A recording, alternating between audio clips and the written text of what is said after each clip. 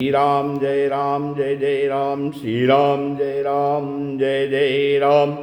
ओम श्री गणेशाय नमः, श्री गुरुवे नमः, श्री सीतारामचंद्राभ्यां नमः, ओम उमा महेश्वराभ्यां नमः, श्री एकादशमुखी दक्षेश्वरदान श्री हनुमते नमः। शांताकारं भुजगशयनं पद्मनाभं सुरेशं विश्वाधारं गगनसदृशं मेघवर्णं शुभांगं लक्ष्मीकान्तं कमलनयनं योगिभिर्ध्यानगम्यं वन्दे विष्णुं भवभयहरं सर्वलोकैकनाथं। यं ब्रह्मा वरुणेन्द्ररुद्रमरुतः स्तुवन्तु दिव्यैस्तवै वेदैः साङ्गपदक्रमोपनिषदैः गायन्ति यं सामगाः दाक्षिणावस्थितद्गतेन मनसा पश्यन्ति यं योगिनो क्षरशान्तं न विदुषुरासुरगणा देवाय तस्मै नमः।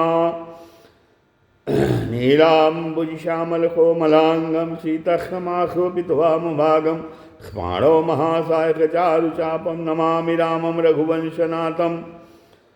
लोकाभिरामं रणरङ्गधीरं राजीवनेत्रं रघुवंशनाथं कारुण्यरूपं करुणाकरं तं श्रीरामचन्द्रं शरणं प्रपद्ये। भवानी शङ्करो वन्दे श्रद्धाविश्वासरूपिणो याभ्यां विना न पश्यन्ति सिद्धा स्वान्तस्तमीश्वरं। मनोजवं मारुतुल्यवेगं जितेन्द्रियं बुद्धिमतां वरिष्ठं वातात्मजं वानरयोधमुख्यं श्रीरामदूतं शरणं प्रपद्ये। मूकं करोति वाचालं पंगुं लङ्घयते गिरिं यत्कृपातमहं वन्दे परमानन्दमाधवं।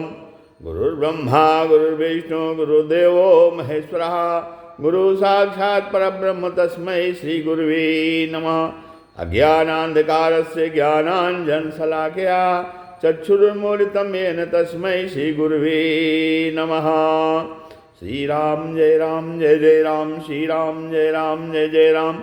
सत्संग के क्रम में आज श्रीमद् भगवद गीता से अध्याय 7 तक का कथन श्रवण हो गया है। आज 8वें अध्याय की कथा है, जिसमें श्री भगवान ने 7वें अध्याय के अंत में अपने समग्र रूप का वर्णन किया है। और अपने समग्र रूप का वर्णन करते हुए ब्रह्म, अध्यात्म, कर्म, अधिभूत, अधिदैव और अधियज्ञ, ये इन 6 शब्दों का प्रयोग किया है।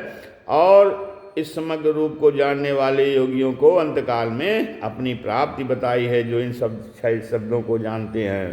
तो अब इसको जब अर्जुन ने सुना, तो इसको अर्जुन ने सुन करके इन 6 भगवान से कहा कि ये जो 6 शब्द हैं, इनको स्पष्ट रूप से आप हमें समझाइए।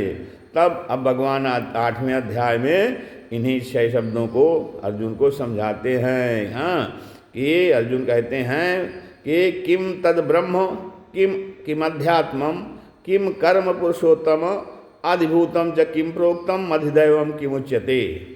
फिर कहते हैं अधियज्ञ कथम को अत्र देहे अस्मिन् मधुसूदन प्रयाण काले च कथम ज्ञेयोषि नितात्म भी। अर्जुन कहते हैं कि हे पुरुषोत्तम, हे प्रभु, वह ब्रह्म क्या है और अध्यात्म क्या है और कर्म क्या है, अधिभूत किसको कहा जाता गया है, अधिदैव किसको कहा जाता है, और यहाँ अधियज्ञ कौन है और वह इस देह में कैसे है। हे मधुसूदन, नियतात्मा मनुष्य के द्वारा अंतकाल में आप कैसे जानने में आते हैं।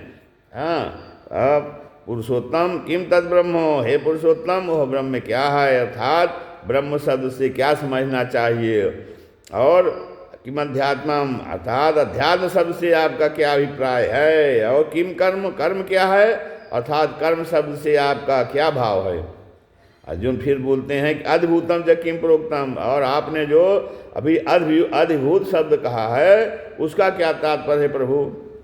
और अधिदैवम किमुच्यते, और अधिदैव किसको कहा जाता है। हाँ, अधियज्ञ कथम को अत्र देहे अस्मिन्, और कहते हैं यहाँ पर जो अधियज्ञ शब्द है उससे कि क्या अर्थ लेना चाहिए, उसको क्या समझना चाहिए। यह वह अधियज्ञ इस देह में कैसे है। अब मधुसूदन प्रयाण काले च कथम ज्ञेयोषि नितात्म भी। हे मधुसूदन, हे प्रभु, जो पुरुष वशीभूत अंतःकरण वाले हैं, अर्थात जो संसार से सहसा हटकर अनन्य भाव से केवल आप में ही लगे हुए हैं, उनके द्वारा अंतकाल में आप कैसे जानने में आते हैं प्रभु, अर्थात वे आपके किस रूप को जानते हैं और किस प्रकार से जानते हैं, ये आप बताइए। अब भगवान जो है आगे अर्जुन को इन 6 प्रश्नों के उत्तर देते हैं कि ब्रह्म क्या है, अध्यात्म क्या है, कर्म क्या है, अधियज्ञ क्या है, और अधिभूत क्या है, अधियज्ञ क्या है, और अधिदैव क्या है। अब भगवान कहते हैं, श्री भगवान उवाच अक्षरम ब्रह्म परमम स्वभावो अध्यात्म मुच्यते भूत भावोद्भव करो विसर्गा कर्म संगीता। भगवान कहते हैं कि परम अक्षर ब्रह्म है और जीव का अपना जो होनापन है उसको अध्यात्म कहते हैं, और प्राणियों का जो उद्भव करने वाला है जो त्याग है उसकी कर्म संज्ञा है। और अक्षरम ब्रह्म परमम मने परम अक्षर का नाम जो है ब्रह्म है, अर्थात यद्यपि गीता में जो ब्रह्म शब्द है वो प्रणव वेद प्रकृति आदि का वाचक भी है, तथापि जो है भगवान कहते हैं यहाँ ब्रह्म शब्द के साथ परम और अक्षर विशेषण देने से ब्रह्म शब्द का मतलब सर्वोपरि सच्चिदानंद घन अविनाशी निर्गुण निराकार और परमात्मा का वाचक है, संकेत है। अब स्वभाव अध्यात्म उच्यते कहते हैं, स्वभाव अर्थात अपने भाव अर्थात होनेपन का नाम स्वभाव है। अपने भाव अर्थात होनेपन का नाम स्वभाव है। स्वभाव इसी स्वभाव को अध्यात्म कहा जाता है, अर्थात जीव मात्र के होने पर का नाम अध्यात्म है। ऐसे तो आत्मा को लेकर जो वर्णन आया है वह भी अध्यात्म है। अध्यात्म मार्ग का जिसमें वर्णन है वह मार्ग भी अध्यात्म है, और इस आत्मा की जो विद्या है उसका नाम भी अध्यात्म है। परंतु जो है स्वभाव अध्यात्म शब्द का स्वभाव जो है विशेषण के साथ अध्यात्म शब्द आत्मा का अर्थात जीव के होनेपन का स्वरूप का वाचक है।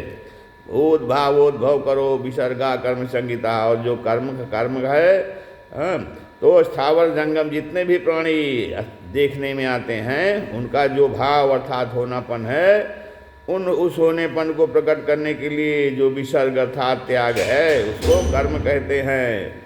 अब महाप्रलय के समय प्रकृति की अक्रिय अवस्था मानी जाती है। अक्रिय अवस्था अर्थात उसमें कोई क्रिया नहीं होती है, अक्रिय अवस्था तथा महासर्ग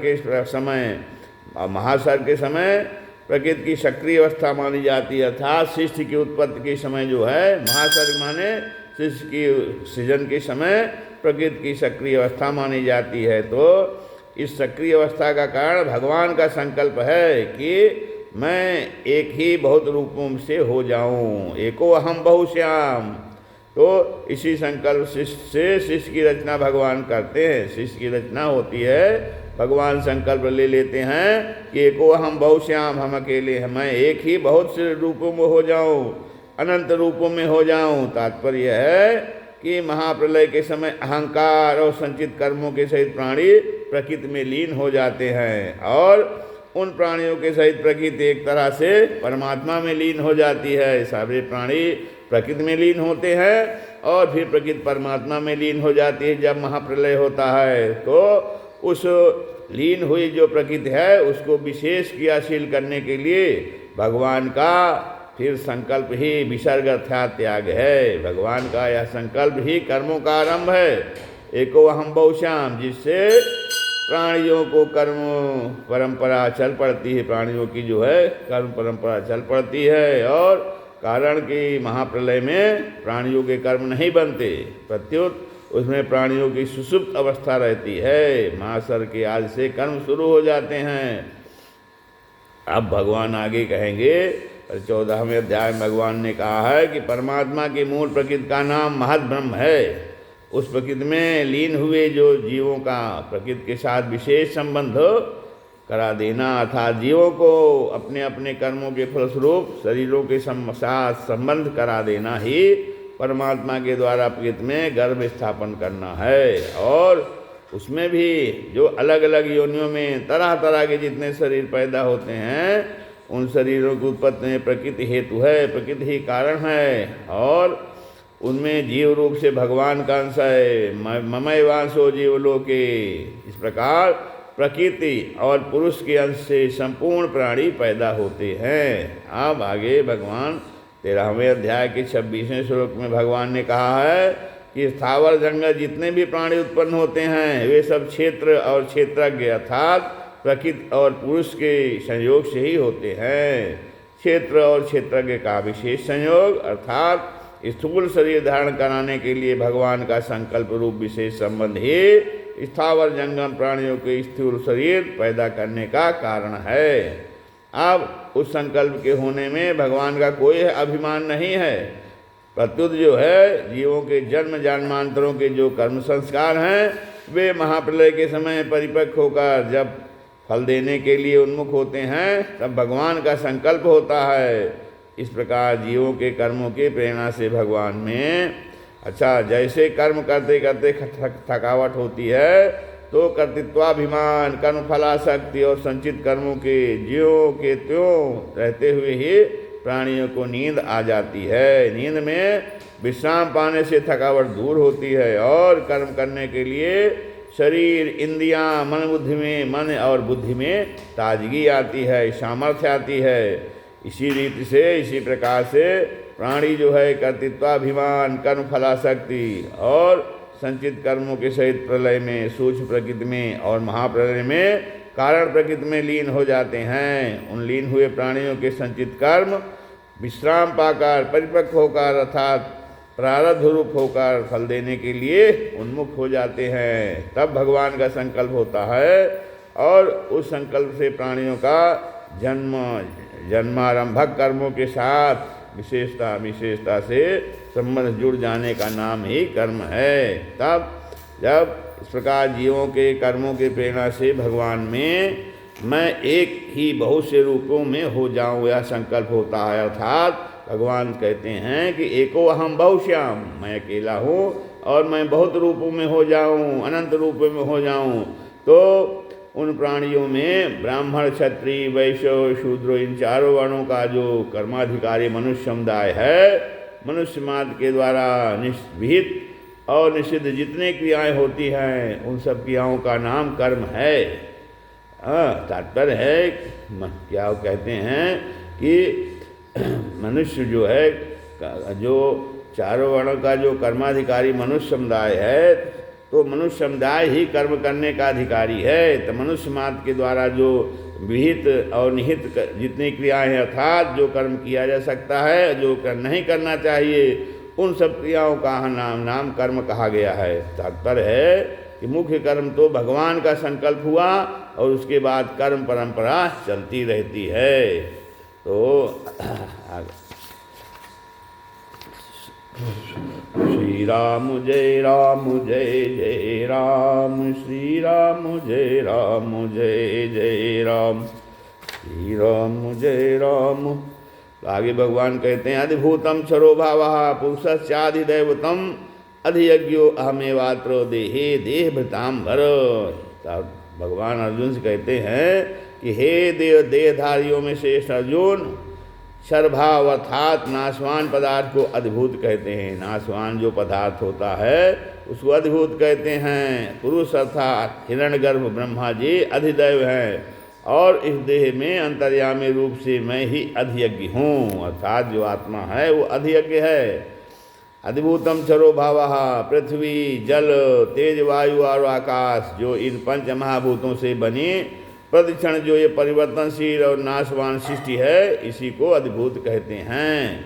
और पुरुषाश्चाधिदैवतम, यहाँ अधिदैवत अधिदैव ये पद आदि पुरुष अर्थात हिरण्यगर्भ ब्रह्मा का वाचक है। अधिदैव ब्रह्मा, अधिभूत से सृष्टि जो है नाशवान, अधिदैव जो है वो ब्रह्मा है, आदि हिरण्यगर्भ ब्रह्मा का वाचक है। और महासर के आदि में भगवान के संकल्प से सबसे पहले ब्रह्मा जी ही प्रकट होते हैं और फिर वे ही ईश्वर के आदि में सब सृष्टि की रचना करते हैं।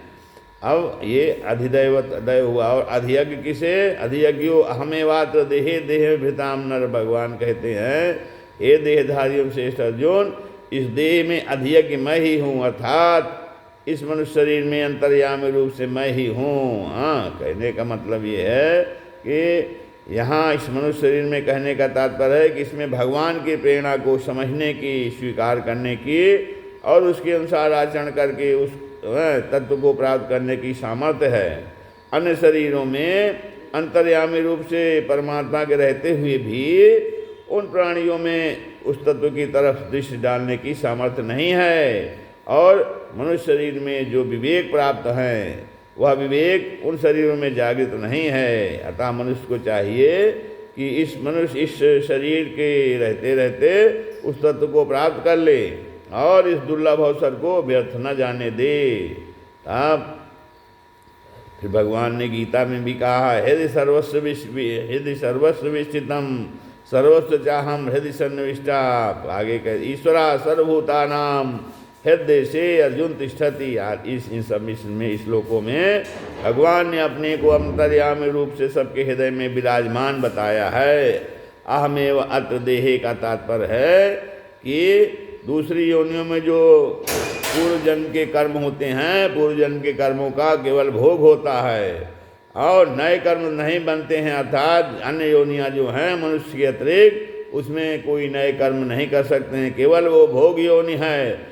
पर इस मनुष्य शरीर में नए कर्म भी बनते हैं और उन कर्मों के प्रेरक अंतर्यामी भगवान होते हैं। जहाँ मनुष्य राग द्वेष नहीं करता, उसके सब कर्म भगवान की प्रेरणा के अनुसार शुद्ध होते हैं, अर्थात बंधन कारक नहीं होते हैं। और जहाँ मनुष्य राग द्वेष के कारण भगवान की प्रेरणा के अनुसार कर्म नहीं करता, उसके कर्म जो है बंधन कारक होते हैं। तो कारण कि राग और द्वेष मनुष्य के महान शत्रु हैं। गीता के अध्याय 3 में 34वें श्लोक में कहा है कि राग और द्वेष भगवान मनुष्य के महान शत्रु हैं।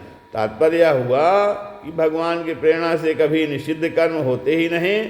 श्रुति और स्मृति भगवान की आज्ञा है। श्रुति स्मृतो ममैव आज्ञे। अतः भगवान जो है श्रुति और स्मृति के विरुद्ध प्रेरणा कैसे कर सकते हैं? नहीं कर सकते हैं। और जो निषिद्ध कर्म है, तो निषिद्ध कर्म तो मनुष्य कामना के वशीभूत होकर ही करता है। हाँ, और अगर मनुष्य कामना के वशीभूत ना हो तो उसके द्वारा स्वाभाविक ही विहित कर्म होंगे, करने वाले कर्म ही होंगे। हाँ, अब जिन्हें आगे जो है 18वें अध्याय में सहज स्वभाव नियत कर्म नाम से कहा गया है। विहित कर्म माने जो स्वाभाविक है, सहज स्वाभाविक कर्म है, उसे विहित कर्म कहते हैं। हाँ, तो यहाँ अर्जुन के लिए देह वृतांबर कहने का तात्पर्य है कि देहधारियों में वही मनुष्य श्रेष्ठ है जो इस देह में परमात्मा है ऐसा जान लेता है। देहधारियों में वह मनुष्य अच्छा है, श्रेष्ठ है कि जिसने ये जान लिया कि इस देह में परमात्मा है। तो ऐसा ज्ञान अगर ना हो तो भी ऐसा मान ले कि स्थूल सूक्ष्म और कारण शरीर की कण कण में परमात्मा है और उनका अनुभव करना ही मनुष्य जन्म का खास उद्देश्य है, लक्ष्य है। अब इस ध्येय की सिद्धि के लिए परमात्मा की आज्ञा के अनुसार ही काम करना है। हाँ, आगे जो है 3 और 4 श्लोक में भगवान ने कहा है कि ब्रह्म अध्यात्म कर्म अधिभूत अधिदय और अध्यय के विषय में कहे हैं। अब उसे समझने मात्र के लिए उनका एक दृष्टांत है कि जैसे जब आकाश स्वच्छ होता है तब हमारे और सूर्य के मध्य में कोई पदार्थ न दिखने पर भी वास्तव में वहाँ परमाणु रूप से जल तत्व रहता है और वही जल तत्व भाप बनता है और भाप की घनीभूत होने पर बादल बनता है और बादल में जो जलकण रहते हैं उनके मिलने से बूंदें बन जाती हैं और उन बूंदों में जब ठंडक के संयोग से घनता आ जाती है तब यही बूंदें ओले अर्थात बर्फ बन जाती हैं। यह जल तत्व का बहुत स्थूल रूप हुआ। ऐसे ही निर्गुण निराकार ब्रह्म परमाणु रूप से जल तत्व है, अधियज्ञ व्यापक विष्णु भाप रूप से जल है, अधिदेव हिरण्यगर्भ ब्रह्मा बादल रूप से जल है और अध्यात्म जो है अनंत जीव अर्थात अध्यात्म बूंदे रूप से जल है, अनंत जीव जो है। और कर्म सृष्टि रचना रूप कर्म जो है ये वर्षा की क्रिया है और अधिभूत भौतिक दृष्टि मात्र वह बर्फ रूप से जल है। इस प्रकार ये तात्पर्य निकलता है कि जैसे एक ही जल, परमाणु, भाप, बादल, वर्षा की क्रिया, बूंदें और ओले अर्थात बर्फ के रूप में भिन्न भिन्न दिखता है, वह पर वास्तव में है एक ही। इसी प्रकार एक ही परमात्म तत्व ब्रह्म, अध्यात्म, कर्म, अधिभूत, अधिदैव और अधियज्ञ के रूप से भिन्न भिन्न प्रतीत होते हुए भी वो तत्वतः एक ही है। इसी को आगे 7वें अध्याय में भगवान कहे समग्रम और वासुदेव सर्वम से स्पष्ट किए हैं। अब तात्विक दृष्टि तो सब कुछ वासुदेव ही हैं।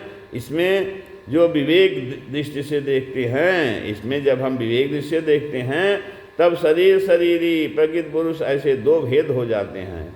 उपासना की दृष्टि से देखते हैं तो उपास्य अर्थात परमात्मा और उपासक जीव और त्याज्य अर्थात प्रकृति का कार्य संसार, ये तीन भेद हो जाते हैं, उपास्य, उपासक और त्याज्य। और इन तीनों को समझने के लिए यहाँ जो है वो 6 भेद बताए गए हैं। परमात्मा के 2 भेद हैं, कौन है? ब्रह्म माने निर्गुण और अधियज्ञ माने सगुण। ब्रह्म और अधियज्ञ अर्थात परमात्मा के 2 भेद हैं, निर्गुण और सगुण। और जीव के 2 भेद कौन हैं? ब्रह्म माने परमात्मा, अध्यात्म माने जीव। तो सामान्य जीव जो कि बद्ध है और अधिदैव जो कि मुक्त है। ये अधियज्ञ और अधिदैव। आप फिर संसार के जो 2 भेद हैं, ब्रह्म जीव,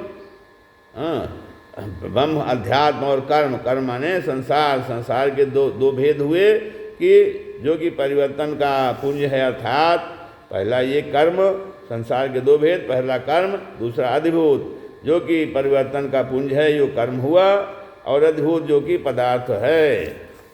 इस प्रकार जो है अंतकाले चमामे हो, भगवान कहते हैं अंतकाल में भी मेरा स्मरण करते हैं।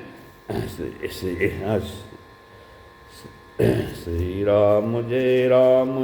अच्छा, इस प्रकार जो है जो विशेष बात एक और है इसमें कि सब संसार में परमात्मा व्याप्त है। मया तद्मिदं सर्वम येन तद्मिदं ततम। सब संसार परमात्मा में है। मयि सर्वमिदं प्रोतम, सब कुछ परमात्मा ही है। वासुदेव सर्वम, सब संसार परमात्मा का है। अहम ही सर्वज्ञानाम भोक्ता चा प्रभुरेव चा। फिर भोक्तारम यज्ञ तपसाम सर्वलोक महेश्वरम। इस प्रकार गीता में भगवान के तरह तरह के वचन आते हैं। इन सब का सामंजस्य इस कैसे हो, सबकी संगति कैसे बैठे, इस पर विचार किया जाता है। संसार में परम प्राप्ति के लिए, अपने कल्याण के लिए साधना करने वाले जितने भी साधक हैं वे सभी संसार से छूटना चाहते हैं। साधक माने सदा रहने वाली शांति और अनंत सुख मिले। साधक चाहता है कि सदा रहने वाली शांति और अनंत सुख मिले, जिसमें अशांति और दुख का लेश भी ना हो। शांति और दुख थोड़ा भी ना हो, ऐसा विचार करने वाले को साधक कहते हैं। परंतु जो संसार में ही रहना चाहते हैं, संसार से ही सुख लेना चाहते हैं, सांसारिक संग्रह और भोगों में ही लगे रहना चाहते हैं और संसार के सुख दुख को भोगते रहते हैं, वे साधक नहीं होते, बल्कि वे संसारी होते हैं। वे जन्म मरण के चक्कर में पड़े रहते हैं। तो साधक कौन होता है? साधक किसे कहेंगे? जो सदा रहने वाली शांति और अनंत सुख चाहता है और जो अशांति और दुख का लेश मात्र भी नहीं चाहता है। तो भगवान कहते हैं कि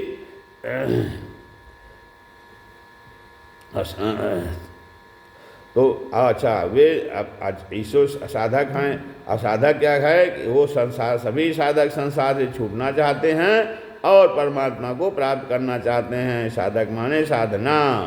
और कारण कि संसार के साथ संबंध रखने से सदा रहने वाली शांति और सुख नहीं मिल सकता।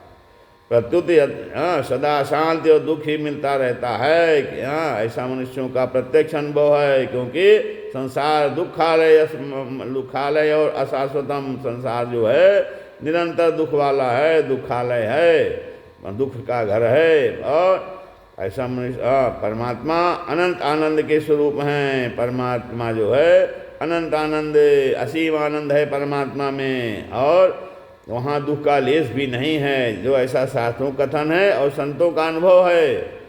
अब विचार यह करना है कि साधक को संसार तो प्रत्यक्ष रूप से दिखता है और परमात्मा को वह केवल मानता है, क्योंकि परमात्मा प्रत्यक्ष दिखते नहीं।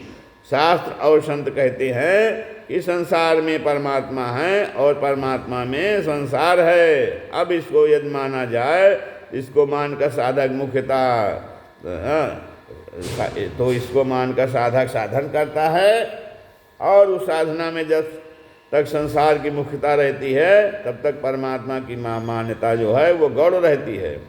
अब साधन करते करते ज्यों ज्यों परमात्मा की धारणा अर्थात मान्यता जो है मुख्य होती चली जाती है, तो परमात्मा की धारणा सर्वथा मुख्य होने पर साधक को यह जो है स्पष्ट दिखने लग जाता है। साधक देखता है कि संसार पहले नहीं था और फिर बाद में नहीं रहेगा, तथा वर्तमान में जो है वो रूप से देखता है। यह भी प्रतिक्षण जो है इसका अभाव आ रहा है, ये नष्ट हो रहा है। अब जब संसार नहीं था तब भी परमात्मा थे, अब जब संसार नहीं रहेगा तब भी परमात्मा रहेंगे, और वर्तमान में संसार के प्रतिक्षण अभाव में जाते हुए भी परमात्मा जो है ज्यों के त्यों विद्यमान है। इसका तात्पर्य हुआ कि संसार का सदा अभाव है और परमात्मा का सदा भाव है। इस तरह जब संसार की स्वतंत्र सत्ता का सर्वथा अभाव हो जाता है, तब स्वल्प रूप से सब कुछ परमात्मा ही है ऐसा वास्तविक अनुभव हो जाता है, और जिसके होने से साधक सिद्ध कहा जाता है। कारण कि संसार में परमात्मा है और परमात्मा में संसार है, ऐसी मान्यता संसार की सत्ता मानने से ही होती थी, और संसार की सत्ता साधक के राग के कारण ही दिखती थी। तत्वतः सब कुछ परमात्मा ही हैं। अब आगे कहते हैं कि सत और असत जो है सब परमात्मा ही है। सद सच्चा वहम। अध्याय 9 के 19वें श्लोक में भगवान कहते हैं कि परमात्मा न सत कहे जा सकते हैं और न असत कहे जा सकते हैं। न सत तन्ना सदुच्यते। परमात्मा सत भी है असत भी है, और सत और असत जो है दोनों से परे भी है। सद सत तत्परम यत। तो इस प्रकार गीता में भिन्न भिन्न वचन आते हैं। अब उनकी संगत के विषय में विचार करना है। परमात्मा तत्व जो है अत्यंत अलौकिक और विलक्षण है। उस तत्व का वर्णन कोई भी नहीं कर सकता है। उस तत्व को इंद्रियां, मन और बुद्धि नहीं पकड़ सकते, अर्थात वह तत्व इंद्रियां, मन और बुद्धि की परिधि में नहीं आता। क्यों? हाँ, इंद्रियां, मन और बुद्धि उसमें विलीन हो सकती हैं। साधक उस तत्व में स्वयं लीन हो सकता है, उसको प्राप्त कर सकता है, पर उस तत्व को अपने कब्जे में, अपने अधिकार में, अपनी सीमा में नहीं ले सकता। अब परमात्मा तत्व की प्राप्ति चाहने वाले साधक दो तरह के होते हैं, एक विवेक प्रधान और एक श्रद्धा प्रधान, अर्थात एक मस्तिष्क प्रधान होता है और एक हृदय प्रधान होता है। अब जो विवेक प्रधान साधक है, तो विवेक प्रधान साधक के भीतर विवेक की अर्थात जानने की मुख्यता रहती है, और श्रद्धा प्रधान जो साधक है वो श्रद्धा प्रधान साधक के भीतर मानने की मुख्यता रहती है।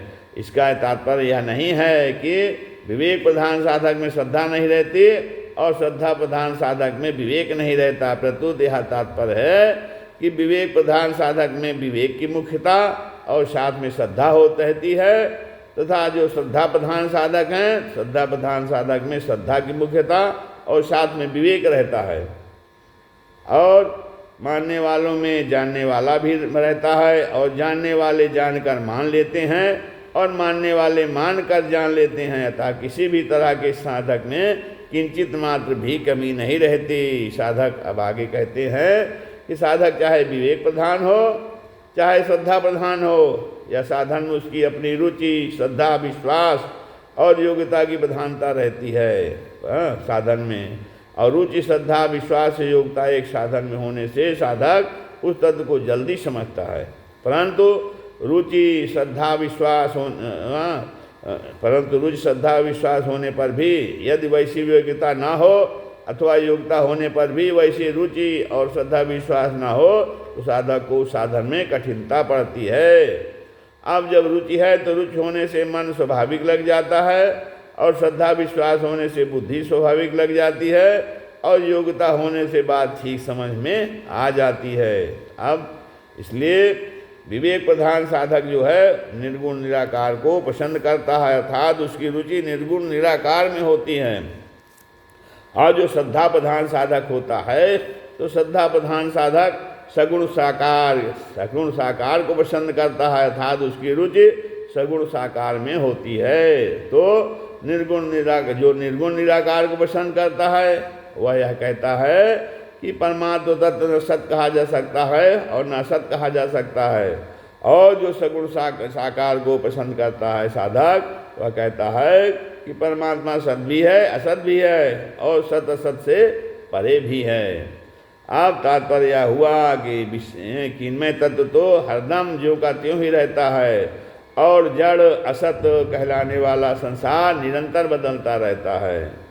जब यह चेतन जीव बदलते हुए संसार को महत्व देता है, उसके साथ संबंध जोड़ लेता है, तब यह जन्म मरण के चक्कर में घूमता रहता है। परंतु जब यह जड़ता से स्वतः संबंध विच्छेद कर लेता है, तब इसको जो है स्वतः सिद्ध चिन्मय तत्व का अनुभव हो जाता है। अब जो विवेक प्रधान साधक हैं, तो विवेक प्रधान साधक विवेक विचार के द्वारा जड़ता का त्याग करता है और जड़ता का त्याग होने पर चिन्मय तत्व अवशेष रहता, अर्थात नित्य प्राप्त तत्व का अनुभव हो जाता है। अब जो श्रद्धा प्रधान साधक हैं, श्रद्धा प्रधान साधक केवल भगवान के सम्मुख हो जाता है, जिससे वह जड़ता से विमुख होकर भगवान को प्रेम पूर्वक प्राप्त कर लेता है। विवेक प्रधान साधक तो सम शांत सत घन चित घन आनंद घन तत्व में अटल स्थित होकर अखंड आनंद को प्राप्त होता है। पर जो श्रद्धा प्रधान साधक है, तो श्रद्धा प्रधान साधक भगवान के साथ अभिन्न होकर प्रेम के अनंत प्रतिक्षण वर्धमान आनंद को प्राप्त कर लेता है। इस प्रकार दोनों ही साधकों को जड़ता से सर्वथा संबंध विच्छेद पूर्वक चिन्मय तत्व की प्राप्ति हो जाती है, अर्थात और सत असत अर्थात सब कुछ परमात्मा ही है, ऐसा अनुभव हो जाता है। श्री राम जय जय राम, श्री राम जय